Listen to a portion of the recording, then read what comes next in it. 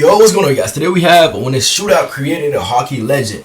I know exactly what a shootout is in hockey. Basically, like a penalty kick in football, soccer, and stuff like that. We've watched hockey shootouts before and stuff like that. But we're gonna hear this story, man. We're gonna see what happens in this story. I mean, if that's your first time in this channel, we just now learning about hockey. We're starting to watch a lot more hockey. My favorite player right now is McDavid, and my favorite team right now is the Florida Panthers because I live in Florida. Yeah, man, we're gonna see. Subscribe if that's your first time here. Let's get straight to it. Come on. American forward TJ Oshie, and this is also a moment that could never happen in the NHL.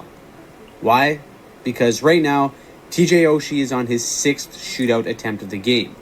But before we get into this moment, let's look at how we got here. Okay. On February 15th, 2014, the Sochi Winter Olympic Games saw Team USA take on Team Russia in the preliminary round. Isn't like Russia like one of the best hockey teams?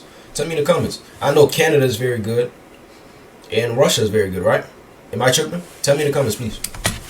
This game didn't possess a threat of elimination. Anytime the States and Russia meet each other on the ice, it carries significance. Datsuk would score 2 in regulation for Russia, and Fowler and Pavelski would get the tallies for the States. The Russians would score late in the third, but because the net was off its moorings when the puck went in, the goal was waved off, and this game would head to overtime. Of course, OT would solve nothing, so that brings us to the famous shootout. Now, in the Olympics, the shootout rules are a little bit different than they are in the NHL. Ever since being introduced after the 2005 lockout, the rule in the shootout for the NHL is that no player can be used twice. A coach has to send out every player if necessary before a skater can get a second crack in the shootout. In the double IHF, however, only the first 3 shooters are required to vary. After the third round, a coach can use any player they choose as many times they want. With the States having the first shot, they send TJ Oshie out to shoot first. Now, Oshie is a solid top 6 hockey player, but when the Team USA Brain Trust was constructing this roster, the final spot came down to Bobby Ryan, Brandon Saad, and TJ Oshie.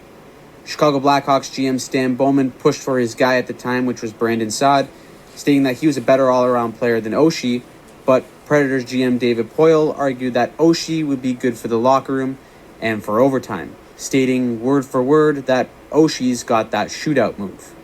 Except he doesn't just have one shootout move, he's actually got 3. Heading into the 2013-2014 season, Oshie was hovering around 50% in his career in the shootout, and that's thanks to these 3 moves. 1. Fake 5-hole, go backhand. 2. Fake backhand and go forehand shelf. And 3, 5-hole snap, see you later, catch the goalie sleeping, make him look like he's not even trying. With all 3 of these moves having the same initial approach, with Oshie swinging wide to get the goalie off his line, there's really no telling what move Oshie will use in these one-on-one situations. So with the first shot, Oshie is predictable with the wide carryout to get Bobrovsky off his line, and then a quick forehand snap 5-hole gives the States the early lead. Every attempt that followed was missed except for Russia's last shooter in Ilya Kovalchuk. A beauty glove side tuck means that either team can now send the same shooter over and over again. Russia sends Kovalchuk again, but this time he's stopped. Now Oshie has a chance to win it on attempt number 2. Same setup, but this time he fakes backhand, and with a wide open net on his forehand, he just skies it. Russia sends Datsuk to pour on the pressure. He scores, and Oshie is called upon yet again. Same setup, same speed, but this time as Oshie goes to fake the shot, he loses control of the puck for a split second. Bobrovsky goes for the poke check, and just before he connects, Oshie goes 5-hole yet again. Russia goes back to the well with Kovalchuk. He scores, applies the pressure, and Oshie's back up again for his 4th attempt. At this point, Sergei Bobrovsky must be going nuts trying to figure out what Oshie's going to do. Being already beat twice 5-hole and not knowing if Oshie will fake the shot, it is mental warfare between him and TJ Oshie. Knowing that he beat Bobrovsky but just missed the net on the 2nd attempt, Oshie goes back to the backhand forehand move and just barely beats Bobrovsky up high with the puck hitting the crossbar and then coming down and hitting Bobrovsky and going into the net. Russia would send out Datsuk, but he was robbed by Quick, and now on his 5th attempt, TJ Oshie... Datsuk is a very good player, ain't it? Tell me in the comments, because I've heard his name before. Win the game.